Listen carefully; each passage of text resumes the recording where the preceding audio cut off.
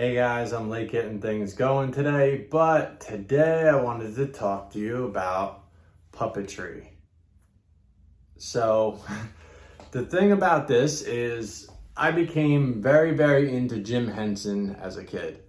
Muppets and Fraggles and those type of things were really cool to me. Because not only was it like a cartoon kind of atmosphere, it was like they were acting it out and it had a good comedy element to it. And, overall, there was more to it than just your average kid's show.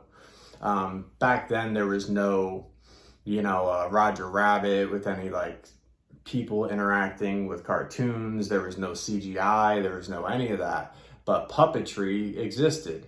And to me, that was the blend between humans and these fantasy creatures, and Jim Henson and his crew did it better than anybody else. So it was a fond part of my childhood that I always remembered as a form of entertainment that I really respected.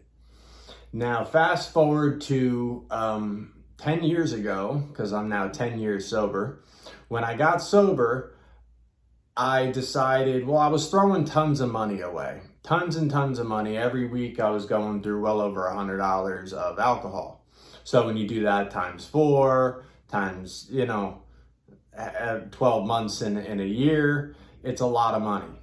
So you get used to just throwing money away, and it's just, you don't get that back. You don't have anything back. So I decided, hey, spoil yourself. Go get something that you'll have for years, and it'll make a big difference because it's not something you're throwing away. You could actually reflect back on that and the things that you were able to afford now that you didn't have this vice. So I got a camera, which led me to a lot of photography. And then I also got puppets. And, initially I was going to get Muppet replicas because I'm a huge Muppet fan. But my thought was, I started looking them up. I had never even looked into that thing before. So then when I did, then I found out they're like $1,200, $1,400, and they look fantastic. They're perfect, but what am I going to do with it? Because I'm not a Muppet puppeteer. I'm not going to nail their voices perfectly, so I'm going to have a perfect looking puppet that sounds off.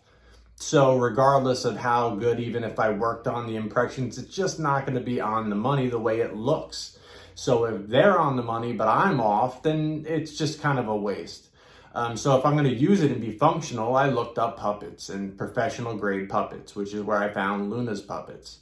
And that's where Grizz came in. This is Grizz. I found them. They're a family-made company. They initially, kind of the same thing. They wanted to get a puppet to entertain their young daughter with, whose name was Luna.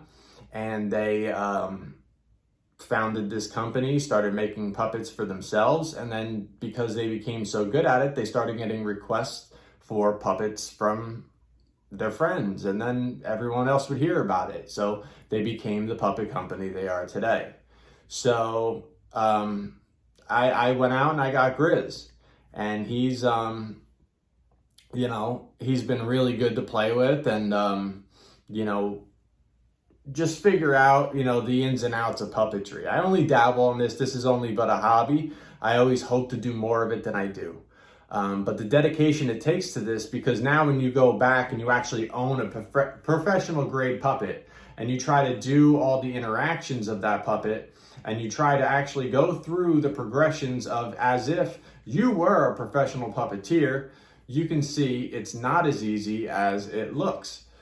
And a lot of times, it's a lot of trial and error. When you do this type of thing and you're actually filming, obviously, you can't even be here. You gotta be here. So the interactions of doing this is very difficult. You have to learn how to stay out of frame and also stay very expressive with your puppets. Make sure that you're punching your words. You see, I'm up in the corner already. So if I was doing that, that would have been whole nother take. When you realize a lot of the stuff that they've done, and they were doing it before we had a camera that even had a screen facing you. So they had wires run and little monitors under desks and such elaborate setups for so many of these things. And to me, it's just fascinating. So to me, I really admire the profession, and I really like the hobby quite a bit as, you know, just another thing, another form of expression, things that you can do that's creative. And I think creativity is good.